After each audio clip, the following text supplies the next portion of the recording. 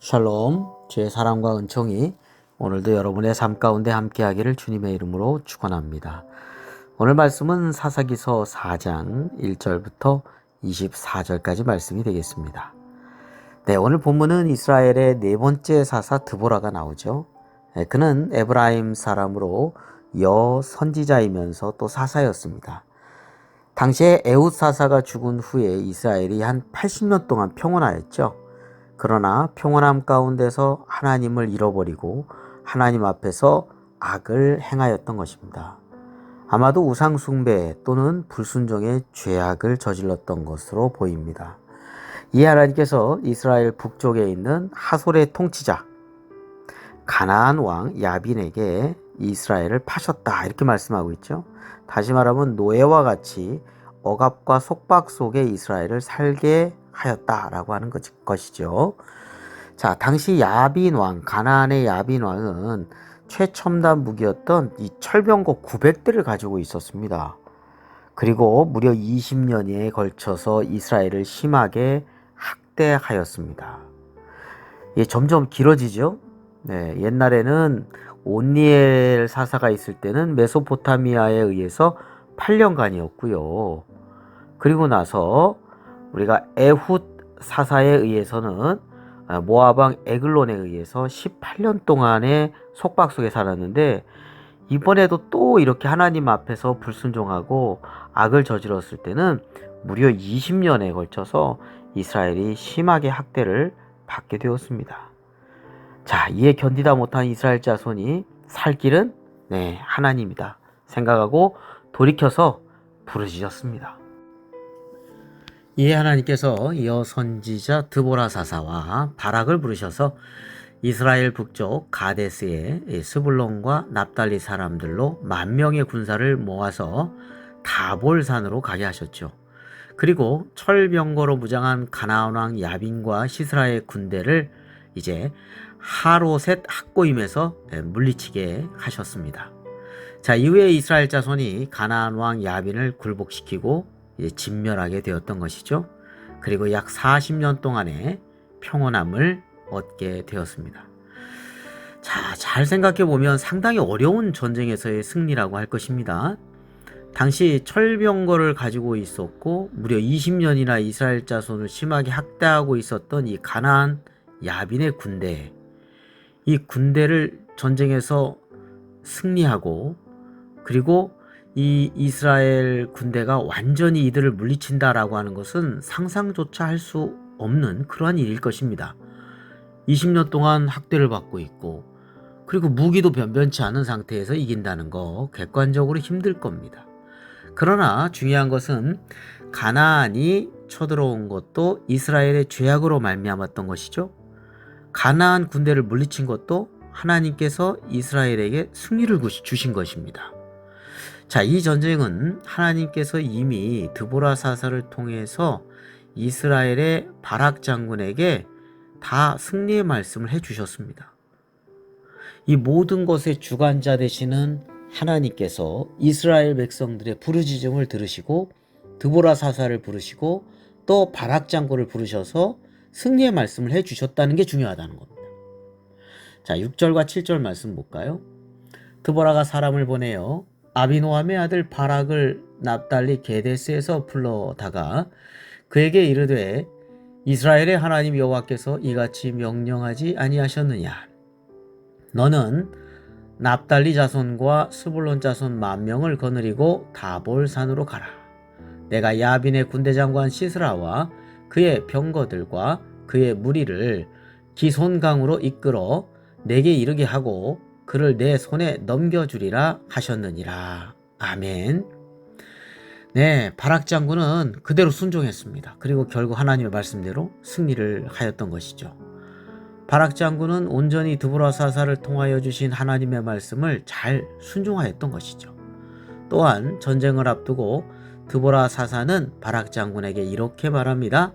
14절에 보니까 일어나라, 이는 여호와께서 시스라를 내 손에 넘겨주신 날이라. 시스라는 가나안의 군대 장관이죠.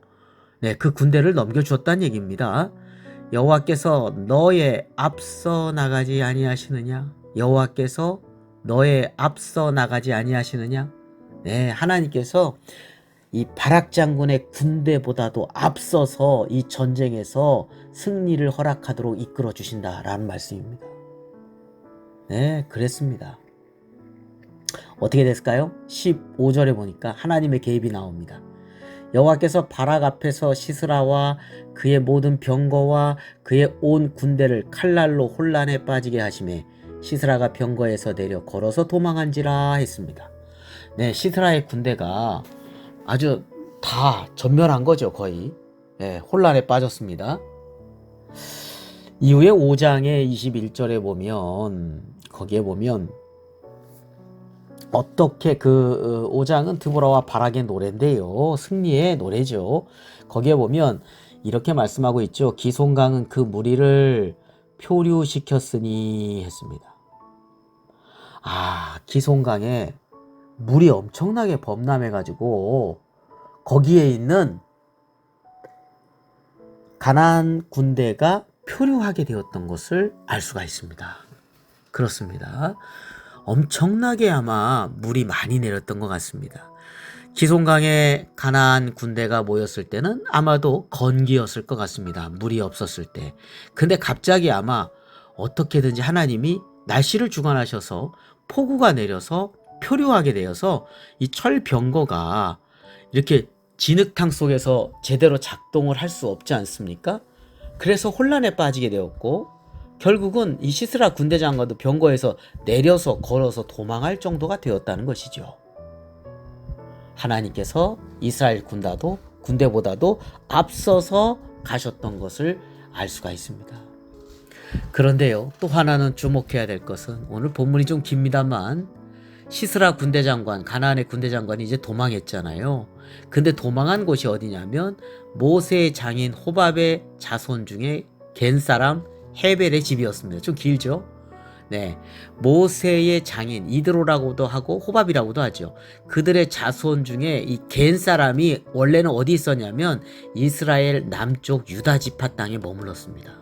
근데 지금 이곳은 이스라엘 북쪽이거든요. 이스라엘 북쪽까지 서로 이 헤벨의 집이 따로 뛰어온 거예요. 유다 지파 남쪽에 머물다가 사사기 1장 16절에 보면 이제 나와서 북쪽에 있는 게데스까지 이주를 했습니다. 오늘 11절을 보면 게데스로 이주했다는 말씀이 나오죠. 자, 거기가 이제 전쟁터예요. 전쟁터 있는 곳이죠. 근데 이주해가지고 가나안 왕 야빈과 이 헤벨의 집이 화평한 관계에 있었어. 사이가 좋은 관계에 있었던 거예요. 이웃 간의 관계를 지켰던 것 같아요. 그런데 이 시스라 군대 장관이 도망해서 피한 곳이 헤벨의 집이었는데 이 헤벨의 아내 야엘에 의해서 죽임을 당하고 맙니다. 그러니까 군대 장관이 죽임을 당하니까 가나안 군대는 약해져가지고 결국은 이스라엘 자손 앞에서 굴복당하고 진멸되고 말았다라고 하는 것이죠. 이스라엘의 승리로, 완벽한 승리로 끝나게 되었고요. 이후에 40년간 이스라엘은 평안함을 누립니다. 20년 동안 심하게 학대받았는데 2배로 40년 동안 평안함을 누리도록 하나님께서 은혜를 주신 것이죠. 오늘 우리가 여러 가지 있습니다만, 말씀이 있습니다만 주목해 볼 것은 하나님께서 지금도 우리의 앞길을 준비해 주시고 예비해 주신 하나님이라는 것을 잊지 말아야 한다는 것입니다. 오늘 14절 말씀에 여호와께서 너의 앞서 나가지 아니하시느냐 이렇게 말씀하고 있죠. 하나님께서 앞서 가십니다. 출애굽한 이스라엘 백성들도 하나님께서 불기둥과 구름기둥으로 앞서서 인도하시잖아요. 하나님은 지금도 여호와 이레가 되어 주셔서 우리의 앞길을 예비해 주시고 인도해 주시는 하나님이신 줄로 믿습니다. 어떻게 겐 사람 헤벨이 이주를 해가지고 북쪽으로 가가지고 있었는데 거기에 이제 시스라가 들어가서 결국은 완벽한 승리의 마침표를 찍게 되었거든요. 그리고 길에 아까도 보았지만 시냇가가 있었죠. 그 시냇가에서 기손강에 있는 그 기손강이 범람해가지고 표류함으로 말미암아 그 900대나 되는 철병거가 무용지물이 된 것이죠. 오히려 전력이 혼란을 일으켜서 약화되었고 결국은 패망하고 말았던 것입니다. 하나님은 지금도 우리에게 모든 것을 준비해 주시고 예배해 주시는 하나님이십니다. 근데 우리가 불순종하고 죄악의 가운데 있으니까 그 모든 은혜를 놓치게 되는 것이죠. 오늘도 온전하게 하나님께로 말씀에 귀를 기울이고 나아갈 때 예비하신 은혜를 누리게 될 줄로 믿습니다.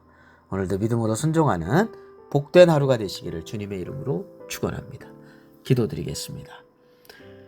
걸어가신 아버지 하나님, 세상을 다스리는 것이 사람인 것 같지만 진정한 주관자는 하나님이심을 고백합니다.